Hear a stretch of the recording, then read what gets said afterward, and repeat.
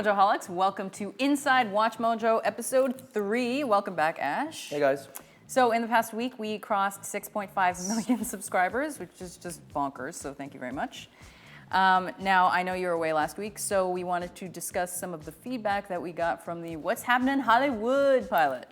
Yeah, I personally thought it was great. It's funny because back in 2006, I actually wrote and hosted a fake news weekend update style show. So I know how hard it is to pull that off. Jeremy came up to me last week. He was like, "Can I send you a link?" I was like, "Whoa, sex tape, too much information."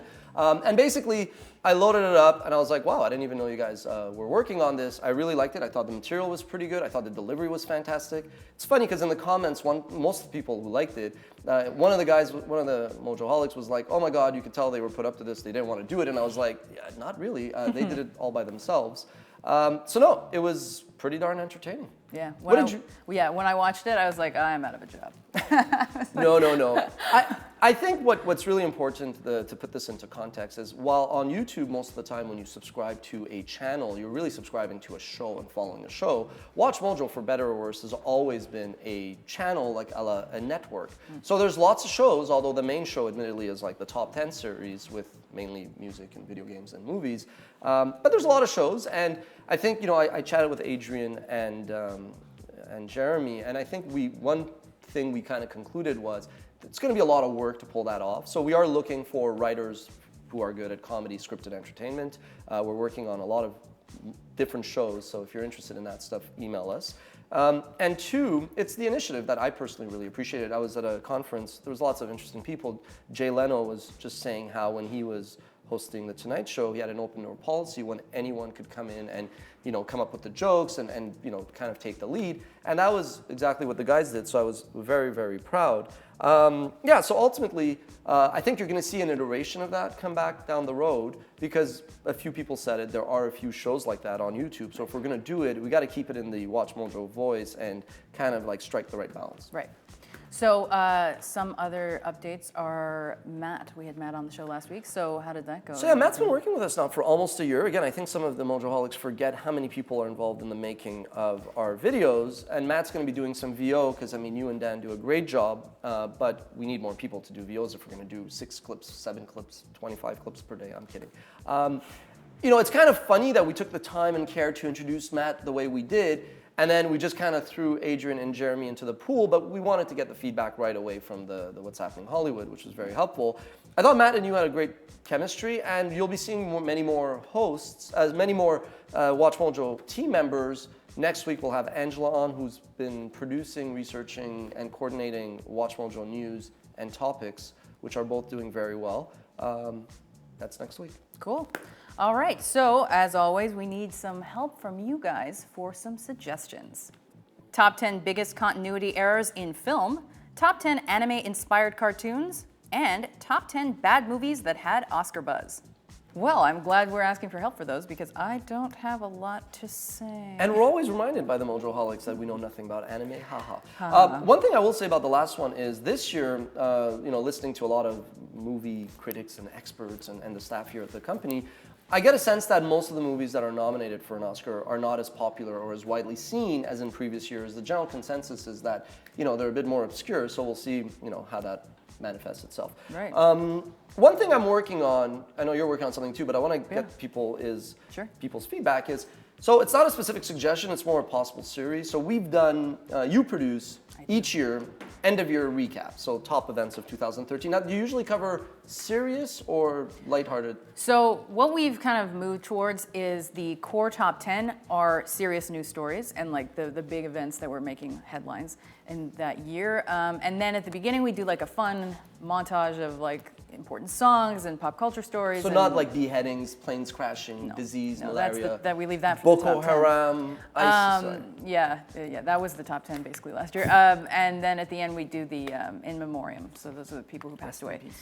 And we ended on a very bummy note. But anyway, that's how we do those. So since we have, let's say, from 2010 each year's till 2014, we're kind of sitting on the fence because we're going to start doing, it's 2015, so we're going to do like top 10 songs, top 10 movies of 1985, 95, and 2005. I don't know why you're laughing. Back to the Future. Back to the Future, of course. So we're going to do that. But we're thinking, should we actually go crazy and do every year like top 10 events of 1986? Us go crazy? I don't believe you. Yeah, exactly. No, so what we want to know from you is, and you can chime in, there's not a poll to say yay or nay, but in the comments say, should we just do anniversaries, so 85, 95, 2005, of movies and songs? Or do you also want each year's top events going back? So that's cool, because I mean, people pick up those, year I was born, like pamphlet things that have like all sorts of stuff like that. Anyway, I'm working on food again. I know we're all surprised. We were toying with top 10 Oreo flavors, if I'm not mistaken, which is super weird. Which is in very Canada niche, we don't yeah. have them. But we're doing top 10 cookies. what's your favorite cookie of all time? Okay, well, I like to bake, so like anything I bake. But if I'm not going to be copying out double stuffed Fudgios. What's your favorite ice cream flavor? Chocolate brownies. We did this already. What's your favorite cake, pastry? Well, like a dessert pastry. Yes. Like I like croissants, but I don't know. I don't know. I keep pass. What's your favorite, like if you had to choose between, say, like burgers and hot dogs? Burgers. If you had to choose between pizza and pasta? Pasta. Pasta? Pasta. Over pizza? Absolutely. I lost all respect for you. I don't care. Pasta's delicious. That's I would crazy. pick pasta over most of the things. But the I've point is, food is not just great to eat, it's fun to talk about, which is why we do these, and they do really well. Do you recall what the first food list was that we did? Well, was it the fruits and vegetables? Yeah, actually it was fruits and vegetables, and people lost their junk. That was in 2013 when I was like spending a lot more time getting feedback and reading and replying comments. Now we have many more people who do that, thankfully. And people just went crazy. They're like, what are you guys doing? You've run out of ideas. We've since published like 2,000 more lists since then. But yeah, and in fact, now you know what Rebecca likes. If you want to buy her groceries, go ahead. There you go. So last week we ran a Matt-centric contest where we asked you guys which 2 videos he had appeared in prior to last week's episode. And we asked you guys to follow up on Twitter, and we had some really smarty pants submissions because you guys realized he was actually in 3 videos prior to last week. So we had 2 people answer correctly, basically simultaneously. And so congratulations to Amir, also known as Aquarius Prince, and Mr. Mojo, also known as Futurama Lover. So technically, Mr. Mojo was the first one, I think, who got both right and answered what we were looking for. But then Amiri, we didn't want to screw him out on a technicality because he pointed out that Matt was in the background of a blooper. So we're like, we'll give it to you. And then he did email us with the right one. So we don't like to screw out any Mojoholics over the fine print, so you both get it. Oh yeah, what's the prize? Did we say MojoBox. MojoBox, there we go. So please email us at contest@WatchMojo.com to claim your prize and give us your shipping information. And we couldn't tell you it was a MojoBox that was the prize because we would have given away one of the videos that Matt was in. So it was this whole like elaborate ruse. Yes. Oh yeah, and by the way, all European Mojoholics for the foreseeable future, but maybe just this weekend, you get to order the MojoBox for the same shipping and handling cost as our North American fans, which basically means we'll lose money on the MojoBox, but hopefully we'll make it up on volume, and not go out of business because whatever. You guys seem to like it, and I know it's expensive to ship out to Europe, so this way you get it for the same price as the American folks. Cool. And Canadians. Well, this week's contest is going to cost way less in shipping. It's a giveaway of the Book of Life Blu-ray. So since there are a lot of celebrity voices in that, like Channing Tatum and Zoe Saldana, I think, we wanted to know who your favorite celebrity voice acting performances in animated cartoons are. So catch us on Twitter with the hashtag WMQuestion, like always, and tell us who your favorite is. Mine is Robin Williams as the genie, duh. I like anything by either Eddie Murphy or Mike Myers. All right, fair enough. So I guess you're a Shrek fan. Yeah. So on to more serious things. Our Watch Mojo news segment last week was the top 10 Charlie Hebdo facts. Now, I couldn't help but notice we did not show the cartoons. True. So for us, it was like an interesting debate, which was, do we cover this? By the time we covered it, it'll be like a week after. And then we're not really a news organization. I mean, obviously we cover news, but it's always in a different kind of vantage point. And we had this debate, do we show the covers or not? I think the New York Times, when explaining why they would not show the covers, kind of fumbled it because they weren't inconsistent. They had shown previously other Charlie Hebdo covers of Jewish and Christian religious figures that were probably just as offensive to Christians and Jews, I guess. But I think The Guardian did a really good job of saying, look, we support Charlie Hebdo's freedom of press and expression to do this, but they are a satirical publication whose intent is to offend and shock, and we at The Guardian, that's not our intent. And that, before even reading that, was kind of my thinking. I am probably the biggest libertarian out there saying, do whatever the hell you want. But I also think realistically, in practice, one's liberty ends when another person's begins, so to speak. Listen, you could believe in religion, whatever. I'm personally agnostic, atheist. I mean, I respect people who believe in it. I'm not going to shit on their beliefs. It's not for me, so it's not a religious thing at all. I just felt that, look, if there's a billion people of which even a tiny percentage would be offended by that, hey, we don't have to show it. Same way that if we were to do rap songs and the N-words in it, we are going to bleep that. Now, we bleep that the same way we bleep the F-word, not because we are Puritans, but just because we publish our videos everywhere, and partners at Yahoo and MSN and AOL and Hulu say, yeah, we would rather if you didn't show that. You know, like, look, have you heard the Bruno Mars, Mark Ronson song? That's my jam. Okay, it's a great Uptown Funk. It's great. You know when Bruno Mars says, fill my cup, put some liquor in it? I do know that. Okay, now if we were crazy enough to do another misheard lyrics, which kind of bombed, but let's say we wanted to do that, I hear the N-word instead of liquor. Am I the only one, by the way? No, come on. Anyway, I'm sure I'm not the only one. But my point is, even if we were to put that as an entry, number 6, Uptown Funk, fill my cup, put some liquor in it, we wouldn't say, we wouldn't spell out the N-word. We would just say the N-word. And again, we live in a world, though, okay, so that's one reason why we didn't show it. The other reason is because I felt it was like a herd mentality where everybody was getting in line to jump off a bridge just because everybody else is doing something. Show the covers. You got to show the covers. At the end of the day, it's, freedom of expression, to quote Chris Rock, isn't just when you agree with someone that you're for freedom of expression. Chris Rock used to say, what's sexual harassment? When an ugly guy wants to get some?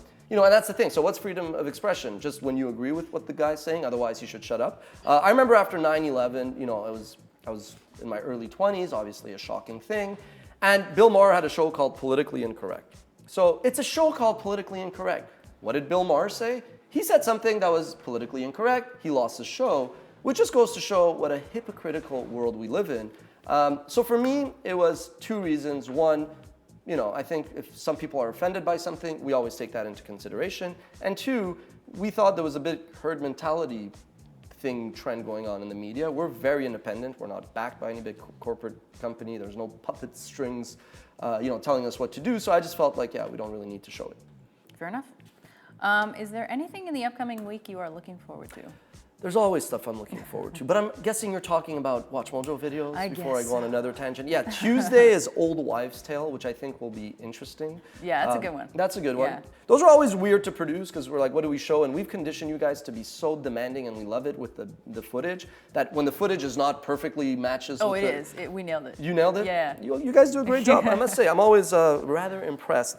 And then Thursday is Celebrities Who Went Broke. All of those like celeb stuff, like Falls from Grace and all that, do really, really well. You know what else does really well? All the internet memes, news reporter fails, so we'll do a lot more of those. Cool. Well, Katy Perry is performing at the Super Bowl, which is probably the only reason I will tune in. Actually, I never tune in to the Super Bowl. That's whatever.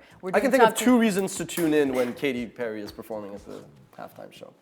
I'm out. No, I mean the Seahawks and the Patriots. Those are the 2 reasons. Anyway, we're doing top 10 Katy Perry songs, and I'm looking forward to seeing how that does, because it's not really normally in our wheelhouse necessarily. Well, you know what the funny thing is? Those do really well. Like, I think, we forget that there's always like a hardcore, like the headbangers, and I love heavy metal and hard rock, that are going to chime in when we do a general top 10 list that are like, where's the heavy metal stuff? But the truth is, those don't do as well as when you do straight up Lady Gaga or Katy Perry. I think Katy Perry's going to do very well, although we expect, and it's all good, that a lot of you Mojoholics are going to say, what? Who's next? One Direction, Justin Bieber, and no. We do draw the line somewhere. Super Bowl predictions. Listen, the Seahawks, fantastic team. I mean, their quarterback, Russell Wilson, is just insanely talented. They have a great, defense and whatnot. I do think, though, that Tom Brady won a few Super Bowls early on in his career, and he's been back, and he hasn't. I think this year with the whole Deflategate, he's such a clutch performer. I think this year the Patriots are like we're going to show the world enough's enough, and they're going to pull it off. Now, the only interesting dynamic is at his age, usually that's when then right after winning, I'm going to Disney World, and oh, I'm retiring. But he's in the best shape of his life, so I don't think he's going to retire, but I do think the Pats are going to... You know, the funny thing about being a Montreal resident is even though we love the Canadians, and thereby we must hate the Bruins, though I do respect the Bruins, I love Boston sports franchises otherwise. So hopefully the Seahawk fans are not unsubbing as I'm saying that. I mean, they could pull it off, but I think the Pats are going to win. Alrighty, well, I'm sure the Seahawks fans will be very happy to hear that. See you guys next week. Thanks for watching. Unsub.